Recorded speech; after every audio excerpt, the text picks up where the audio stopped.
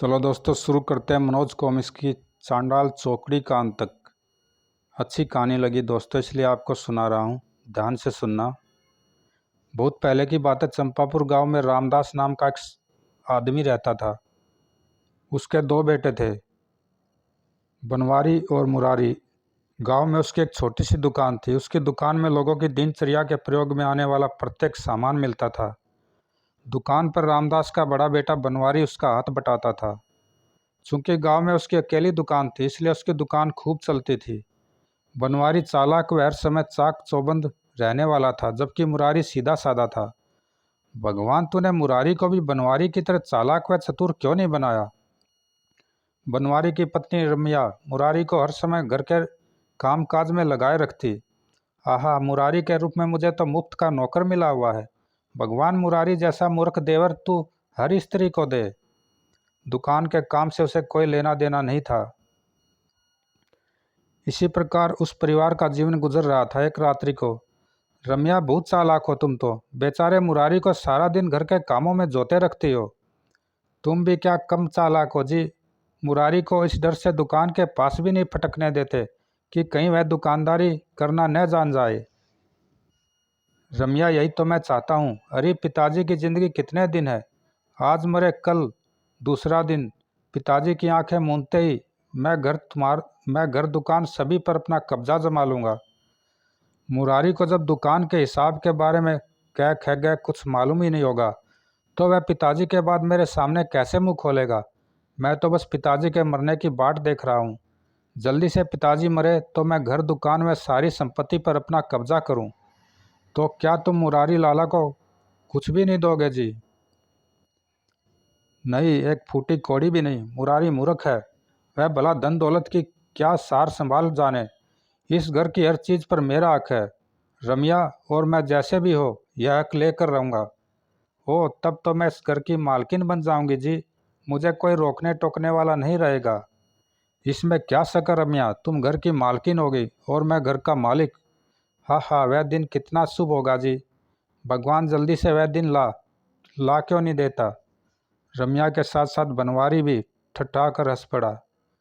उन दोनों की हंसी चारपाई पर आंख मूंद कर लेटे रामदास के कानों में पिंगले शीशे की तरह उतर गए। हा हा, वो तो मेरे बहू बेटे मेरे मरने की आस मना रहे हैं। उन्हें क्या पता कि मैं सोया हुआ नहीं हूँ।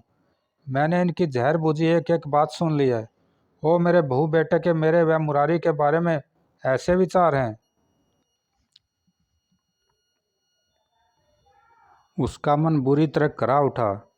आज मुरारी की माँ जिंदा होती तो कितना अच्छा होता। मुरारी को उसके हवाले करके मुझे कोई चिंता न रहती। मैं बनवारी व रम्या की इच्छा कभी भी पूरी नहीं होने दूंगा।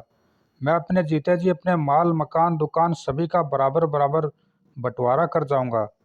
उस रात रामदास एक पल के लिए भी न सो सका और रात भर इन्हीं बातों को सोचता रहा। सुबह होने पर, क्या बात है पिताजी? मुरारी ने जैसे ही उनका हाथ पकड़ा। ओ पिताजी, आपको तो तेज बुखार है। हाँ मुरारी, बुखार से शरीर का एक एक जोड़ बुरी तरह दुख रहा है। जब बनवारी को रामदास के बीमार होने का पता चला, पिताजी आज आप घर पर ही रहकर आराम करो, मैं अकेला दुकान पर चला जाता हूँ। ठीक है बेटा, पर तुम अकेले दुकान को कैसे संभालोगे?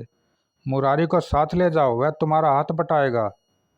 यह दुकान पर क्या करेगा पिताजी, इसे घर पर ही रहने दो। यह यहाँ रहकर आपकी सेवा करेगा, वैद्य जी के पास जाकर आपकी दवाई लाएगा।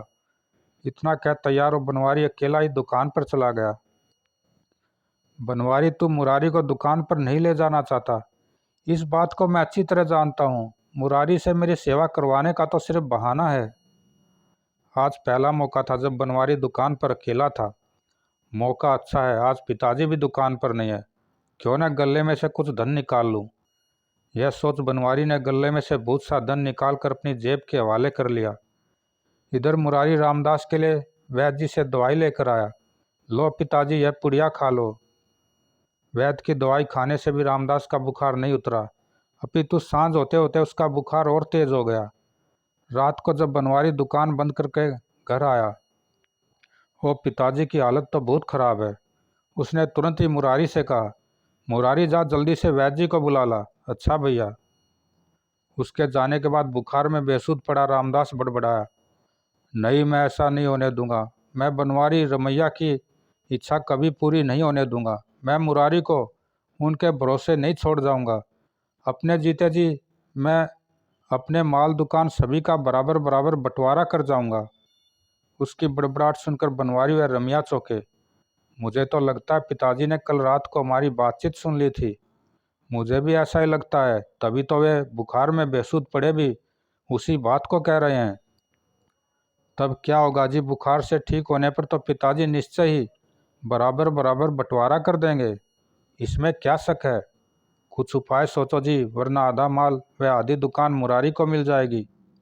रमैया, भगवान के लिए थोड़ी देर चुप रहो, मुझे कुछ सोचने दो। कुछ देर बाद रमैया, इससे पहले कि मुरारी वैद्य जी को लेकर यहाँ आए, हमें पिताजी को स्वर्गलोक पहुँचाना है। क्या कह रहे हो जी, पिताजी को जान से मारोगे? हाँ रमैया, इसके सिवाय और कोई चारा भी तो नहीं है। पिताजी बिना बंटवारा करे ही मर जाए, इसी में हमारी भलाई है। तब मूर्ख मुरारी को बहका कर मैं आसानी से तमाम माल व दुकान पर कब्जा कर सकता हूँ। तो तुम पिताजी को कैसे मारोगे? क्या गला घोट कर? नहीं, तुम ऐसा करो रमैया, थोड़ा सा नीला थोथा पानी में घोल कर ले आओ। दवाई के स्थान पर मैं उसे पिताजी को पिला दूंगा। उसे पीते ही पिताजी राम नाम सत्य हो जाएंगे। मैं अभी पानी में नीला थोथा घोल कर लाती हूँ। कुछ देर बाद, लो मैं नीला थोथा घोल कर ले आई हूँ। रमैया ने नीला थोथा लेकर बनवारी को रमैया से नीला थोथा लेकर बनवारी ने रामदास से कहा, पिताजी पिताजी। बेसुध पड़े रामदास ने बड़ी मुश्किल से आंखें खोली। क्या है बेटा? पिताजी दवाई पी लो। बनवारी का सहारा लेकर रामदास जैसे तैसे उठा। तत्पश्चात बन गया काम। शीघ्र ही नीले थोथे ने अपना असर दिखाया, जिसके फलस्वरूप शीघ्र ही उसका शरीर ठंडा पड़ गया। उसे मरा देख बनवारी व रमैया के होठों पर मुस्कुराहट दौड़ गई। तभी वैद्य जी को साथ लेकर मुरारी कमरे में घुसा। भैया, मैं वैद्य जी को ले आया हूँ। वैद्य जी, जरा पिताजी को देखिए, ये न बोलते हैं न हिलते हैं। वैद्य जी ने आंखें आगे बढ़कर मृत रामदास की नाड़ी देखी। ये तो मर गए। क्या? क्या? लेकिन कैसे? ये इतने बीमार तो नहीं थे। मुझे लगता है किसी ने इन्हें नीला थोथा। वैद्य जी, आप जरा मेरे साथ बाहर आइए। वैद्य जी पूरी बात कहते इससे पहले ही बनवारी उन्हें खींचकर कमरे से बाहर ले गया। वैद्य जी, इस बात का किसी को पता नहीं चलना चाहिए कि पिताजी नीला थोथा पीने से मरे थे। लेकिन ऐसा करके मुझे क्या फ़ायदा होगा? ऐसा करने पर मैं आपको 10 सोने की मोहरें दूंगा। तब ठीक है, मैं इस बात को अपने पेट में ही रखूँगा। बनवारी ने तुरंत ही घर में से 10 सोने की मोहरें लाकर वैद्य जी को दी। वैद्य जी वहाँ से खुशी खुशी वापस चले गए। तब अंदर जाकर बनवारी ने मुरारी से कहा, बूहू मुरारी, हम बहुत बदनसीब हैं। पिताजी हमें अनाथ करके भगवान के पास चले गए हैं। बनवारी के इशारे पर रमैया भी झूठे आंसू बहाने लगी। लोक दिखावे के लिए बनवारी ने विधि अनुसार रामदास का अंतिम संस्कार किया। तत्पश्चात रमैया, पिताजी को तो हमने ठिकाने लगा दिया, अब मुरारी को भी रास्ते से हटाना है, तो उसके लिए कोई उपाय सोचो जी। अगले दिन ही उदास से बनवारी ने मुरारी से कहा, मुरारी, कल जब तुम वैद्य जी को बुलाने चले गए थे तो पिताजी ने मुझसे कहा था कि यहाँ से 100 मील दूरी पर बसंतपुर नाम का गांव है। उसमें उनका हरिराम नाम का एक मित्र रहता है। उन्होंने पिताजी से 1000 सोने की मोहरें 5 वर्ष पहले कर्ज ली थी। बसंतपुर जाकर तुम हरिराम चाचा से वे 1000 सोने की मोहरें मैं शुद्ध वापस लानी बसंतपुर जाकर तुम्हें हरिराम चाचा से वे 1000 सोने की मोहरें मैं शुद्ध वापस लानी है। जैसी आपकी आज्ञा भैया। मुरारी उसी दिन बसंतपुर की ओर रवाना हो गया। उसे जाते देखकर बनवारी व रमैया की खुशी का कोई ठिकाना न रहा। रमैया, अब घर दुकान सभी का मालिक मैं हूँ। आप ठीक कह रहे हो जी, मुरारी तो अब जिंदा वापस लौटने से रहा, वह कहीं रास्ते में ही मर खप जाएगा। इधर मुरारी चलते चलते एक वन में पहुंचा। वो प्यास से गला सूखा जा रहा है। सामने कोई आश्रम नजर आ रहा है, वहाँ पानी जरूर मिलेगा, मुझे वहाँ चलकर देखना चाहिए। यह सोचकर वह आश्रम की ओर बढ़ गया। आश्रम में पहुंचकर उसने आश्रम के स्वामी मानतंग ऋषि को प्रणाम किया। ऋषिवर, मेरा नाम मुरारी है, मैं बसंतपुर गांव जा रहा हूँ। चिरंजीव रहो बेटा, कौन हो तुम? ऋषिवर, मेरा नाम मुरारी है, मैं बसंतपुर गांव जा रहा हूँ। मुरारी ने ऋषि को अपना बसंतपुर जाने का उद्देश्य बताया। तत्पश्चात, ऋषिवर, प्यास के मारे जान निकली जा रही है, क्या पीने को पानी मिलेगा? अवश्य मिलेगा। मांतक ऋषि ने उसे अपनी कुटिया में ले जाकर पानी पिलाया। तत्पश्चात, अब आज्ञा दीजिए ऋषिवर, वरना मुझे बसंतपुर गांव पहुंचने में देरी हो जाएगी। बसंतपुर? कैसा बसंतपुर? तुम बहुत भोले हो बेटा। कैसे ऋषिवर? बेटा मुरारी, बसंतपुर नाम का गांव 100 मील दूर तो क्या 1000 मील दूर भी नहीं है। तुम्हारे भाई बनवारी ने तुमसे झूठ बोला है। क्या? लेकिन भैया, मुझसे ऐसा झूठ बोलकर भला मुझे घर से दूर क्यों भेजते? मुरारी, ऐसा करना तो बनवारी की चाल का एक हिस्सा था। वह सोचता था कि 100 मील का रास्ता तय करते करते तुम राह में ही किसी जंगली जानवर की भेंट चढ़ जाओगे। तो क्या भैया मुझसे छुटकारा पाना चाहते थे ऋषिवर? तुमने ठीक समझा मुरारी। घर व दुकान हड़पने के लिए बनवारी ने अपने और तुम्हारे पिता को नीला थोथा पिलाकर मार डाला था। पिताजी को भैया ने नीला थोथा पिलाया था? हाँ मुरारी, अब वह तुम्हें भी अपने रास्ते से हटाना चाहता है, इसलिए झूठ बोलकर उसने तुम्हें घर से निकाल दिया है। ऋषि से बनवारी के बारे में जानकर मुरारी के दिल को बहुत ठेस लगी। ऋषिवर, बनवारी भैया ऐसा घृणित कार्य भी कर सकते हैं, इसकी तो मैं स्वप्न में भी कल्पना नहीं कर सकता था। मुरारी, यदि तुम चाहते हो बनवारी को ऐसा करने से रोक सकते थे। मुरारी, यदि तुम चाहते तो बनवारी को ऐसा करने से रोक सकते थे, पर तुम हमेशा सीधे साधे बने रहे। कभी भी दिमाग पर जोर देकर यह नहीं सोचा कि तुम्हें भी पिताजी के साथ बैठकर दुकानदारी सीखनी चाहिए। ऋषिवर, यह भूल तो मुझसे उससे हुई है, इसके लिए मैं दोषी हूँ। ऋषिवर, मुझ में सबसे बड़ी कमी है कि मैं बुद्धिमान नहीं हूँ। बिना बुद्धि के तो मनुष्य बेकार है ऋषिवर। मुरारी, अब मैं तुम्हें बुद्धिहीन नहीं रहने दूंगा। मांतक ऋषि ने कमंडल से अंजुली में जल लेकर मन ही मन कुछ मंत्र पढ़ा। तत्पश्चात, बुद्धि की देवी सरस्वती, इस नादान बालक पर कृपा कर इसे बुद्धि दे। अगले ही क्षण, ओ यह कैसा प्रकाश है! माँ सरस्वती के वरद हस्त से परस्फुटित ज्ञान की किरणें मुरारी के मस्तिष्क में प्रवेश कर गई। तत्पश्चात माँ सरस्वती अंतर्ध्यान हो गई। तत्पश्चात मांतक ऋषि ने मुरारी से कहा, मुरारी बेटा, माँ सरस्वती की कृपा से अब तुम बुद्धिहीन नहीं रहे हो। आज से तुम कुशागर बुद्धि वाले बन गए हो। यह सब आपकी कृपा से हुआ है ऋषिवर। मुरारी ने श्रद्धापूर्वक ऋषि के चरण स्पर्श किए, फिर बोला, ऋषिवर, अब मुझे क्या करना चाहिए?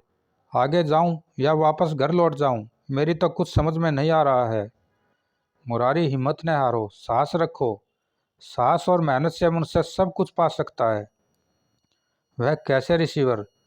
तुम्हारी जिज्ञासा शांत करने के लिए मैं तुम्हें एक कहानी सुनाता हूँ मुरारी। बहुत समय पहले की बात है। महावलपुर नाम के एक छोटे से गांव में विक्रम नाम का एक बहुत ही मेहनती, वीर और विनम्र स्वभाव का युवक रहता था। वह खेतों में मेहनत मजदूरी करके अपना और अपनी बूढ़ी माँ का पेट पालता था। एक दिन उसके घर एक मेहमान आया। वह 2-3 दिन विक्रम के घर रहा। विक्रम और उसकी बूढ़ी माँ ने उसकी खूब आवभगत की। जब वह मेहमान विदा लेकर जाने लगा तो उसने विक्रम से कहा, विक्रम, तुम एक मेहनती युवक हो, यह बहुत अच्छी बात है, परंतु इस तरह तो तुम्हारा सारा जीवन यूं ही गरीबी में बीत जाएगा। तुम हमेशा मजदूरी ही करते रहोगे। ऐसा कुछ क्यों नहीं करते जिससे तुम्हारा जीवन संवर जाए? मैं ऐसा क्या कर सकता हूँ चाचा, जिससे मेरा जीवन संवर सकता है? विक्रम, यहाँ से 20 कोस दूरी पर मरनाल पर्वत है। कहते हैं वहाँ पर खजाने बिखरे पड़े हैं। यदि तुम मरनाल पर्वत पर जाकर खजाना ले आओ तो तुम्हारा व तुम्हारी बूढ़ी माँ का जीवन संवर सकता है।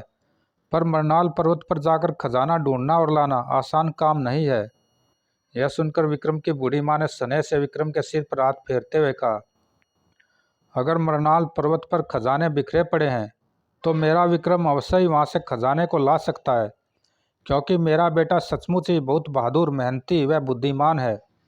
यदि ऐसी बात है दुर्गा भाभी, तो जरा हम भी तो देखें तुम्हारा बेटा कितना बुद्धिमान, मेहनती व बहादुर है। यह सुन विक्रम ने मेहमान से कहा, चाचा, मैं आज ही मरनाल पर्वत पर खजाना लेने जा रहा हूँ। मेरे वापस लौटने तक आपको यहीं रुकना होगा।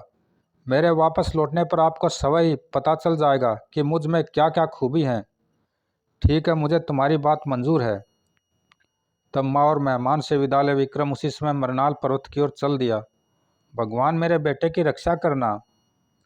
मरनाल पर्वत का रास्ता इतना आसान नहीं था। बहुत दूर तक पर्वतों की घाटियाँ फैली हुई थी जो घने जंगलों से ढकी हुई थी। जंगलों में तरह तरह के जंगली जानवर थे।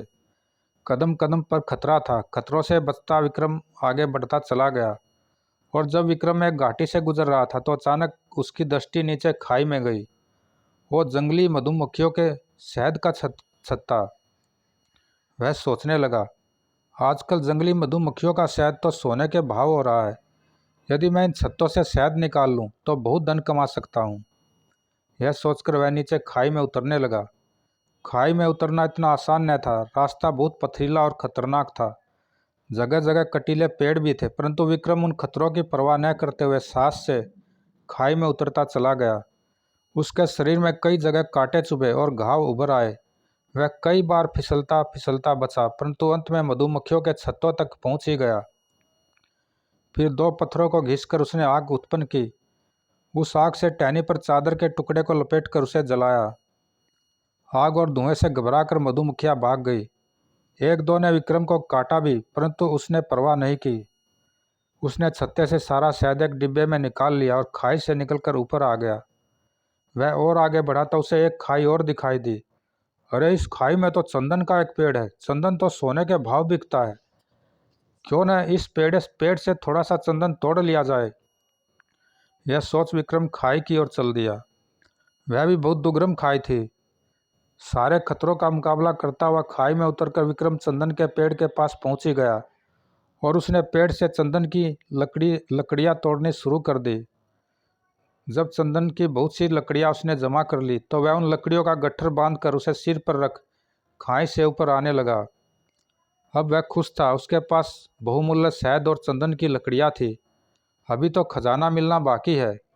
वह भी तीसरी खाई पार कर ही रहा था कि अरे, औषधियों के निर्माण कार्य में प्रयुक्त होने वाली बहुमूल्य जड़ी बूटियां, यह तो बड़ी उपयोगी और कीमती हैं।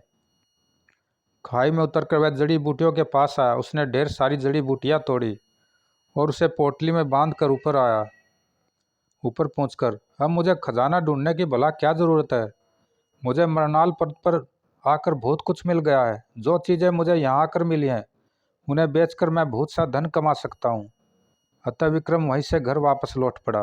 घर पहुँचते ही, विक्रम तुम आ गए? हाँ माँ। विक्रम, क्या मरनाल पर्वत पर सचमुच खजाने बिखरे पड़े हैं? क्या तुम वहाँ से अपने साथ कोई खजाना लाए हो? हाँ माँ, सचमुच मरनाल पर्वत पर खजाने बिखरे पड़े हैं, परंतु आदमी केवल साहस, मेहनत और प्रयत्न से ही उन खजानों को पा सकता है। क्या मतलब बेटा? तब विक्रम ने उसके सामने जंगली शहद, चंदन की लकड़ियाँ व जड़ी बूटियों का ढेर रख दिया। माँ, यही है वह खजाना जो मैं मरनाल पर्वत से लाया हूँ। क्या यह कैसा खजाना है बेटा? माँ, तुम बहुत बोली हो। अरे, मरनाल पर्वत पर कोई धन दौलत थोड़ा ही बिखरी पड़ी है। वहाँ तो यही सब था जो मैं लाया हूँ। इन्हें बेचकर मैं बहुत सा धन कमा सकता हूँ। यह वस्तुएं ही वो गुप्त खजाना है जो मरनाल पर्वत पर छिपा हुआ है। विक्रम की बात सुनकर उसके घर ठहरा मेहमान मुस्कुरा उठा। विक्रम, निश्चय ही तुम बहुत बुद्धिमान, मेहनती व बहादुर हो। तभी तो मेरी बात में छिपे अर्थ को समझ पाए। तुम्हारी जगह और कोई होता तो खजाने के चक्कर में सारे मरनाल पर्वत को खोद डालता, तब भी वहां से खाली हाथ ही वापस लौटता। मुरारी को यह कहानी सुनाने के बाद मांतक ऋषि उससे बोले, मुरारी, जिस प्रकार विक्रम ने बुद्धिमानी, साहस व मेहनत से मरनाल पर्वत पर छिपे खजाने को खोजा, मैं चाहता हूँ तुम भी उसी प्रकार बुद्धिमानी, साहस व मेहनत से जीवन की कटु सच्चाइयों का डटकर सामना करो। अब आप ही बताइए ऋषिवर, मैं क्या करूँ? आप जैसा कहेंगे मैं वैसा ही करूँगा। तो सुनो मुरारी, अपने गांव वापस लौटने से तुम्हें कोई फायदा नहीं है। तुम्हारे भैया भाभी ने तुम्हारे साथ छल किया है। उन्हें जल्दी ही इसका फल मिलेगा। तुम यहाँ से सीधे बलवंतपुर गांव जाओ। वहाँ मस्ताना पहलवान व उसके सारगिदों ने बहुत आतंक मचाया हुआ है। वे हर सप्ताह बलवंतपुर आकर गांव के लोगों से जबरन धन इत्यादि व अन्य वस्तुओं की वसूली करते हैं। गांव वाले मस्ताना पहलवान और उसकी चांडाल चौकड़ी से बहुत भय खाते हैं, इसलिए बिना हिल हिल हुज्जत किए उसे मुंह मांगा धन दे देते हैं। तुम बलवंतपुर जाकर दीनानाथ शास्त्री के यहाँ ठहरना। जैसे भी हो तुम्हें बलवंतपुर के लोगों को मस्ताना पहलवान के आतंक से बाहर निकालना है। ठीक है रिसीवर, मैं यहाँ से सीधा बलवंतपुर ही जाऊँगा। मुरारी, बलवंतपुर के लोगों को मस्ताना पहलवान के चंगुल से निकालने के बाद तुम्हें वहाँ रुकना नहीं है, बल्कि वहाँ से 50 कोस दूरी पर राजस्थान के एक गांव विरमगढ़ जाना है।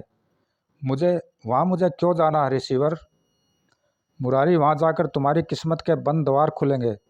तुम वहाँ के मुखिया बनोगे। वहाँ के सब लोग तुम्हारा कहना मानेंगे। तुम्हें वहाँ के मुखिया हरपाल के यहाँ ठहरना है। ऐसा है तो मैं विरमगढ़ भी जाऊँगा रिसीवर। फिर मुरारी मातक ऋषि को प्रणाम कर जल्दी ही वहाँ से चल दिया। शीघ्र ही बलवंतपुर जा पहुँचा। हे भाई, यहाँ दीनानाथ शास्त्री का घर कहाँ है? वो रहा। मुरारी उस घर के बाहर खड़े आदमी के पास जाकर बोला, क्या आप ही दीनानाथ शास्त्री हैं? हाँ, मैं ही दीनानाथ शास्त्री हूँ, लेकिन तुम कौन हो? मैं एक परदेसी हूँ श्रीमान। क्या आज की रात मुझे आपके यहाँ पनाह मिल सकती है? हाँ हाँ, क्यों नहीं, अतिथि तो भगवान का रूप होता है भाई। दीनानाथ आदर से उसे घर में ले गया। अंदर ले जाकर दीनानाथ ने मुरारी को भोजन कराया। तत्पश्चात, दीनानाथ जी क्या बात है, मैं जब से यहाँ आया हूँ घर के हर सदस्य को कुछ उदास उदास सा देख रहा हूँ, इसका क्या कारण है? बेटा, कल मस्ताना पहलवान और उसकी चांडाल चौकड़ी का गांव में आने का दिन है। यह पहलवान कौन है शास्त्री जी? गांव में आकर वह ऐसा क्या करता है जिससे आप भयभीत से हैं? बेटा, मस्ताना पहलवान और उसके चमचों ने गांव के प्रत्येक घर से दूध, मलाई, घी, आटा, सब्जी इत्यादि बांध रखी है। उनकी मनमानी से गांव के सभी लोग परेशान हैं। जो भी पहलवान को चीज़ें देने से मना करता है, पहलवान उसे पीटता है, जिससे डरकर कोई भी उसका विरोध नहीं करता है। तो आप इसलिए उदास से हैं शास्त्री जी? हाँ बेटा, कल जब वह आएगा तो न जाने मुझसे क्या मांग बैठे। शास्त्री जी घबराइए नहीं, मस्ताना पहलवान का सामना अभी किसी अक्लमंद आदमी से नहीं पड़ा है। आप देखना कल मैं किस तरह उस दुष्ट पहलवान को नीचा दिखाता हूँ। बेटा, वह बहुत बलशाली है, तुम उसे कैसे नीचा दिखा सकते हो? शास्त्री जी, मैं उसे शक्ति नहीं अपितु बुद्धि से नीचा दिखाऊंगा, तब वह कल के बाद भूल से भी पूर्ण बलवंतपुर आकर लोगों को परेशान नहीं करेगा। बेटा, यदि ऐसा हो जाए तो बहुत अच्छा हो, लेकिन पहलवान को नीचा दिखाने के लिए आखिर तुम क्या करोगे, जरा मैं भी तो जानूं।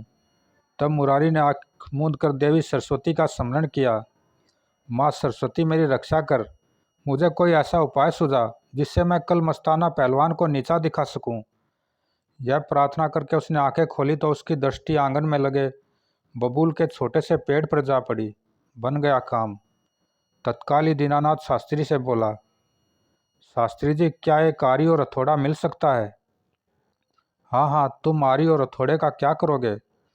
शास्त्री जी, आरी से मैं इस बबूल के पेड़ को काटूंगा और हथौड़े से बाकी बचे पेड़ को काट काट कर एक खूंटा बनाऊंगा। तो तुम बबूल का पेड़ काटोगे, लेकिन क्यों? शास्त्री जी, कटा हुआ बबूल का पेड़ ही कल मस्ताना पहलवान को नीचा दिखाएगा। उसे नीचा दिखाने के लिए आपको बबूल के पेड़ की बलि तो देनी ही पड़ेगी। बेटा, मस्ताना पहलवान को नीचा दिखाने के लिए मैं बबूल का पेड़ तो क्या, कुछ भी कुर्बानी देने को तैयार हूँ। तो जल्दी से आरी और हथौड़ा ले आइए, मैं अभी लाया, कहकर शास्त्री जी घर के अंदर चले गए। कुछ देर बाद ही मुरारी आरी से बबूल के पेड़ को काट रहा था। बाकी बचे पेड़ को वह थोड़े से तराशने लगा। जब पेड़ कट गया तो बाकी बचे पेड़ को वह थोड़े से तराशने लगा। बाकी बचे पेड़ को उसने तराश कर एक खूंटे की शक्ल दे दी। तत्पश्चात आराम से सो गया। सुबह होने पर, बेटा, दिन निकल आया है, मस्ताना पहलवान अब किसी भी समय अपनी चांडाल चौकड़ी के साथ गांव में आ सकता है।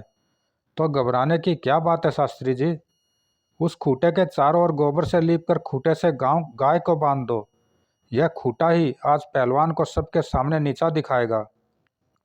मेरी तो कुछ समझ में नहीं आ रहा है कि यह खूंटा अट्टे कट्टे पहलवान को किस तरह नीचा दिखाएगा।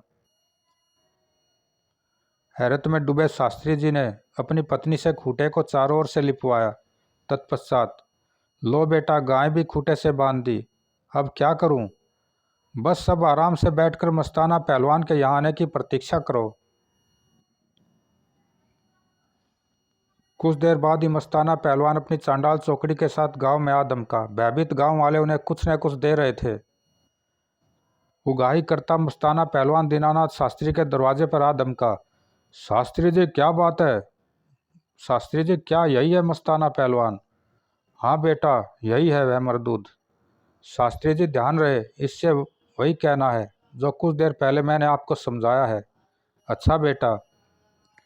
तभी आंगन में आकर मस्ताना पहलवान गरज कर शास्त्री से बोला, शास्त्री जी आज तुम हमें क्या दे रहे हो? शास्त्री जी अकड़ कर बोले, कोई धौंस है तुम्हारी? जाओ, मैं तुम्हें कुछ नहीं दूंगा। क्या कहा, कुछ नहीं दूंगा? शास्त्री जी जो कुछ देना है जल्दी दे दो, वरना तुम्हारे लिए मेरे चेले ही काफ़ी हैं। मेरे एक इशारे पर यह तुम्हारी चटनी बना देंगे। मस्ताना पहलवान मेरी चटनी पीछे बनवाना, पहले मेरी एक शर्त पूरी करो, तब मैं तुम्हें किसी भी चीज़ के लिए मना नहीं करूँगा। जल्दी बताओ क्या शर्त है तुम्हारी? मेरी शर्त यह है कि यदि तुम में बल है तो मेरे आंगन में गड़ा वह खूंटा उखाड़ दो। ओह, बस इतनी आसान शर्त? अरे इस खूंटे को उखाड़ना तो मेरे बाएं हाथ का खेल है शास्त्री जी। मस्ताना पहलवान पहले पूरी शर्त तो सुन लो। यदि तुम इस खूंटे को उखाड़ सके तो खूंटे से बंधी गाय भी तुम्हारी, और यदि तुम खूंटा न उखाड़ सके तो मैं तुम्हें कुछ भी नहीं दूंगा।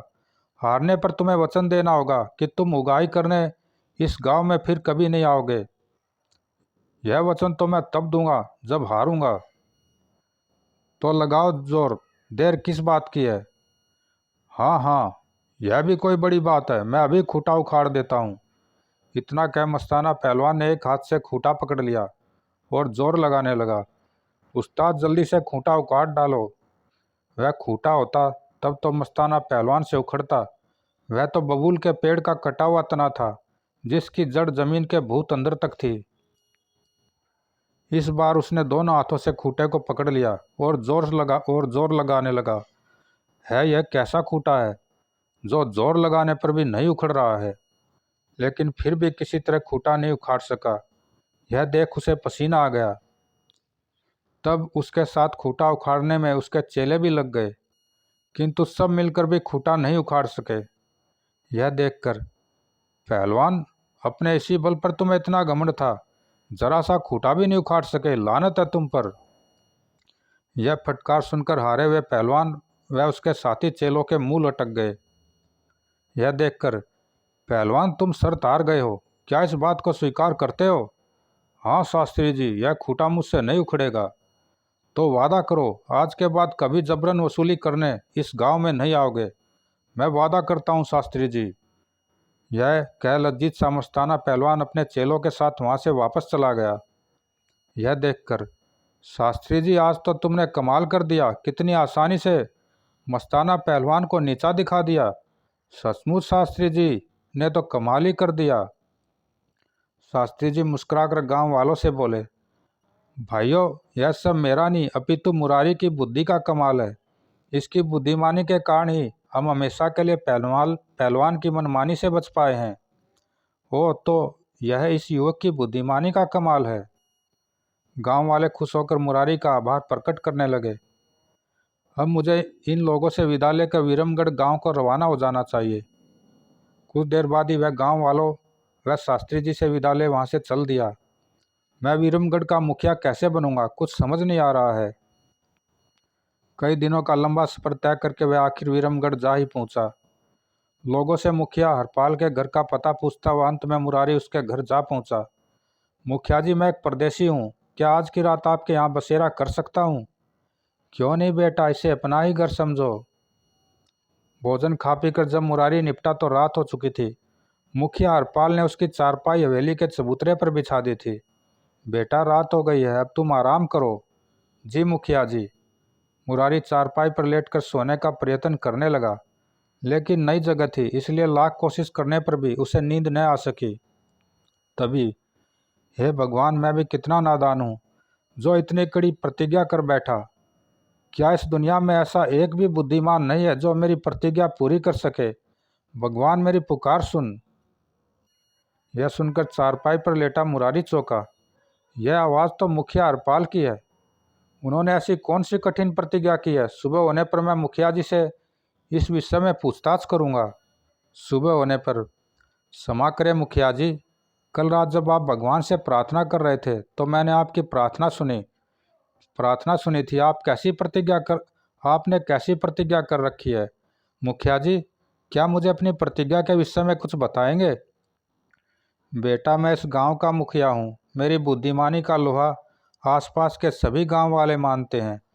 मैंने बरसों पहले यह प्रतिज्ञा की थी कि जो युवक मेरी तरह बुद्धिमान होगा उसी के साथ मैं अपनी इकलौती बेटी रूप कुंवर का ब्याह करूंगा और उसी को अपने स्थान पर वीरमगढ़ का नया मुखिया बनाऊंगा। हो तो यह प्रतिज्ञा की हुई है आपने?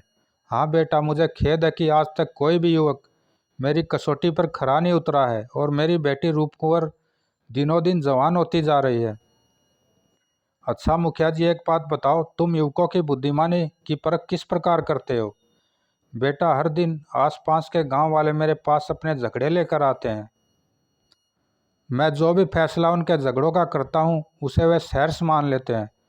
मैं रूप कुंवर से विवाह की इच्छा लेकर आने वाले युवकों से उन्हीं झगड़ों का उचित निपटारा करने को कहता हूँ, लेकिन आज तक कोई भी युवक मेरे पास आने वाले झगड़ों का उचित फैसला नहीं कर पाया है। मुखिया जी, आपके पास आज जो भी झगड़ा आएगा उसका फैसला मैं करूँगा। तुम? हाँ मुखिया जी, मुझ क्या आप मुझे इसके लिए एक मौका देंगे? अवश्य दूंगा बेटे। उचित समय पर मुखिया हरपाल की हवेली के बाहर अपनी अपनी फरियाद लेकर आए लोगों की भीड़ जुट जुट गई। मुखिया जी, पहले मेरी फरियाद सुन लो। सुनाओ, तुम्हारी क्या फरियाद है? मुखिया जी, मेरा नाम जोरावर है। मैं पास ही के गांव जगनगढ़ में रहता हूँ। इन दिनों गांव के तमाम कुएं सूखे हुए हैं। बस मेरे पड़ोसी दिलावर सिंह के 2 कुओं में पानी है। दिलावर सिंह बहुत कठोर हृदय वाला है। वह ऊंचे दामों में गांव वालों को पानी बेचता है। ज़रूरत के मारे गांव वाले औने पौने दामों में दिलावर से पानी खरीदते हैं। मैंने मुंह मांगा दाम देकर दिलावर से एक कुआं खरीद लिया। मैं उस कुएं के पानी को गांव वालों को मुफ्त बांटता था। मेरे कहने पर जब लोग कुएं से पानी भरने लगे तो दिलावर ने उन्हें कुएं से पानी नहीं भरने दिया।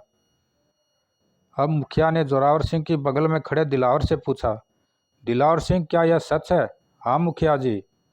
परंतु दिलावर सिंह, जब तुम अपने कुएं को जोरावर सिंह के हाथों बेच चुके हो, फिर यह आनाकानी क्यों? मुखिया जी, आनाकानी क्यों न करूं? मैंने जोरावर को कुआं बेचा था, कुएं का पानी नहीं बेचा था। अगर कुआं जोरावर ने खरीद लिया है तो वह उसे उठाकर अपने यहाँ ले जा सकता है। मैं मना नहीं करूंगा। कहते तो तुम भी ठीक हो दिलावर सिंह। अब मुखिया ने पास बैठे मुरारी से पूछा, बेटा, क्या तुम इन दोनों के झगड़े का फैसला कर सकते हो?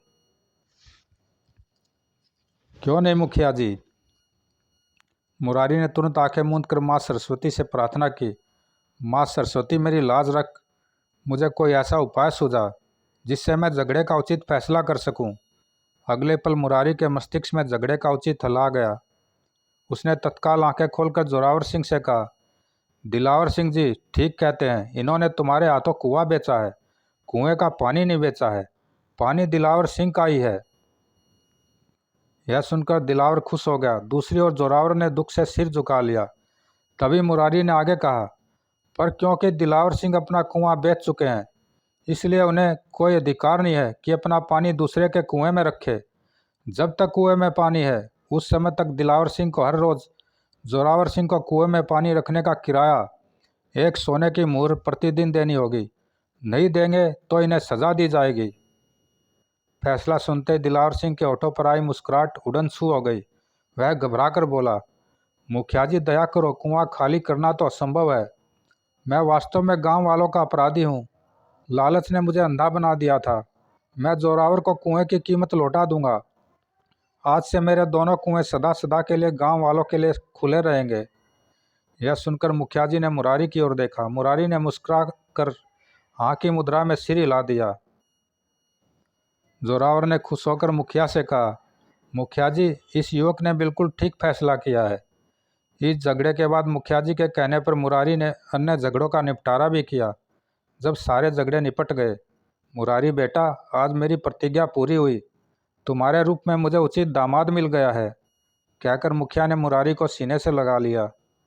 फिर एक दिन खूब धूमधाम से मुखिया हरपाल ने अपनी बेटी रूप कुंवर का विवाह मुरारी के साथ कर दिया। तत्पश्चात विवाह में आए मेहमानों के सामने उसने घोषणा की, आज से मैं मुरारी को बलवंतपुर का नया मुखिया नियुक्त करता हूँ। अब मुखिया बनकर मुरारी अपनी पत्नी रूप कुंवर के साथ बलवंतपुर में ही रहने लगा था। लोग उसकी बुद्धिमानी की खूब चर्चा किया करते थे। यह हमारा सौभाग्य है जो मुरारी हमारे गांव का मुखिया बना।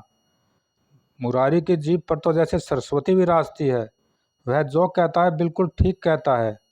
इसी प्रकार दिन गुजर रहे थे। एक दिन मुरारी रूप कुंवर के साथ देवी माँ के दर्शन करने पास के गांव में स्थित मंदिर में गया। वहाँ उसकी दृष्टि भीख मांगते दो भिखारियों पर पड़ी। अरे, ये तो बनवारी भैया व रमिया भाभी हैं। इनकी यह दशा कैसे हुई? वह जल्दी से उनके पास गया। मुरारी, तुम? मुरारी को सामने खड़े देख बनवारी व रमिया के चेहरे फक पड़ गए। मुरारी ने उन दोनों से पूछा, आप लोगों की यह हालत कैसे हुई? मुरारी, हमें माफ़ कर दो। हमने तुम्हारे साथ बहुत अन्याय किया था, जिसकी कुदरत ने हमें उचित सज़ा दी है। तुम्हारे जाने के बाद अचानक दुकान में आग लग गई थी, जिसमें सब कुछ जलकर भस्म हो गया था।